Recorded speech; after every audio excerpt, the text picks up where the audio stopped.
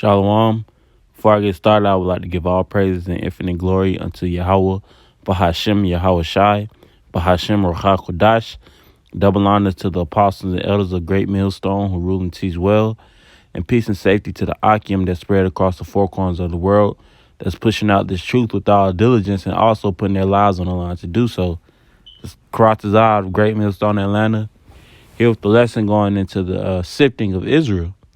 Because we're in the time, where the Passover is coming up shortly, and this just, kind of like a land back, on the lesson, that I did earlier or yesterday, just going to the state of mind, that we should be in, because the Lord is causing a sift in Israel. He's separating the righteous from the wicked, man. So you have to, your mind has to be set, on which side you want to be on, man. So we have to take this thing with all serious, man. So without further ado, I'm gonna get into the scriptures, and grab a couple of words, and Lord willing, this lesson is edifying. And I'm gonna start off in the book of Amos, chapter 9 and verse 9. It says, "For lo, I will command and I will sift the house of Israel among all nations, like as corn is sifted in a sieve, yet shall not the least grain fall upon the earth. All the sinners of my people shall die by the sword, which say the evil shall not overtake nor prevent us." You see, so the Lord is causing a sift, man. So when you go into sift, it means to quiver, totter, shake, reel, stagger, wander, move, sift, make move, wave, waver, or tremble. It says to toss about, So the Lord is because even the scriptures speak about it, in Romans the 9th chapter, about what all Israel is not of Israel, man. So the Lord is separating, the wicked from the righteous, man. The book of Sirach speaks about how can roughly paraphrase, how can a lamb, and a wolf dwell together, man? They can't. So the Lord is causing a huge sift, man, in Israel. He's making it known, more and more each and every day who has 100% truth, man, which is, the men here at Great Millstone, starting with Apostle Tahar and on down, man.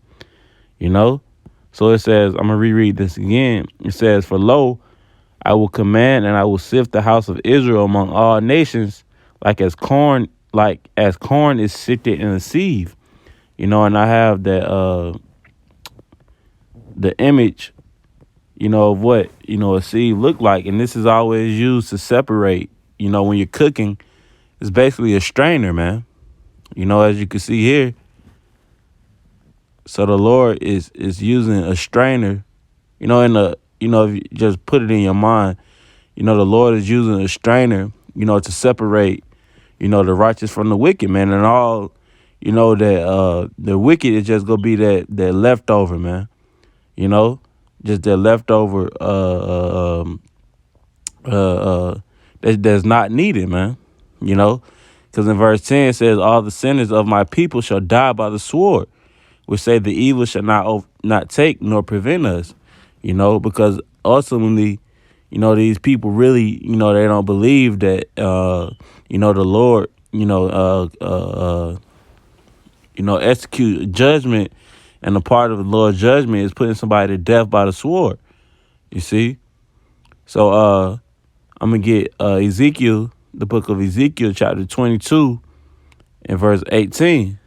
It says, "Son of man, the house of Israel is to me become dross. They are all brass and tin and iron and lead in the midst of the furnace. They are even dross of silver," which I'm going to go into that word dross, man. I'm going to get the etymology online. Also, I'm going to get, the simple definition on Wikipedia. And it says dross, it says dirt, dregs. So it says dirt.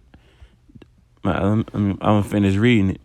It says refuse or impure matter which separates from a liquid and falls to the bottom or rises to the top. So it says impure, man. Impure matter is what is ultimately is what 2/3 of our people are, man. They basically just fuel for the fire, as the scriptures say, man. 2/3 of our people is just fuel for the fire. That impure matter. And it says the scum thrown off from metals and smelting. See, it says the scum, man. It says going down, it says worthless remainder of what was once valued. Refuse or rubbish, you see? Because the scriptures speak about how he's going to make a man more precious than gold in, was that Isaiah the 13th chapter, So of that dross, that's basically, as it said here in the definition, is that impure matter, when you're making these fine elements such as gold and silver, it's a process in order to make these certain elements, man. And 2/3 of our people are just that scum, that's not necessary. So I'm gonna go to the dross definition. And it says something regarded as worthless or rubbish, and that's just speaking. This is speaking of Israel, man. Ezekiel 22:18, Son of man, the house of Israel is to me become dross. They are all brass and tin and iron and lead. In the midst of the furnace, they are even the dross of silver, man. So 2/3, of our people, are worthless and trash, man. That's what the scriptures say. And that's why the Lord is going to cause, a heavy judgment to fall upon these people, man. So it's important, that you take advantage, of what's going on right now, or else you'll be, matter of fact, let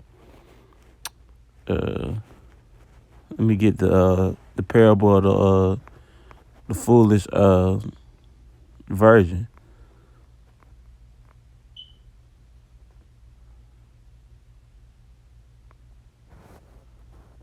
Matthew 25, I'll start at the top. It says, then shall the kingdom of heaven be likened unto 10 virgins, which took their lamps and went forth to meet the bridegroom. And 5 of them were wise and 5 foolish. You see, so those 5, wise virgins, matter of fact, I'll just keep continuing reading. It says, verse 3, they that were foolish took their lamps and took no oil with them, but the wise took oil in their vessels with their lamps. You see, so that separates the foolish from the the wise, man. The 5 foolish and the 5 wise, and those 5 foolish are basically like that dross, that worthlessness, that's separated from that silver, man. Because they were foolish because they didn't take the oil with them, man. Which is what? The scriptures, the wisdom and knowledge of the scriptures. You see? So that's why it's important, going to what? Isaiah 33:6, that wisdom and knowledge should be the stability of our time and strength of salvation, man. So I just wanted to touch on that. Lord willing, this lesson was edifying. I'm going to go ahead and close out by giving all praises and infinite glory unto Yahweh, Bahashem Yahweh Shai, Bahashem Ruach Kodash. Double honors to the apostles and elders of Great Millstone who rule and teach well. And peace and safety to the sincere Akim wa Akwad who's listening and learning in all sincerity and truth. Till the next time I say shalom.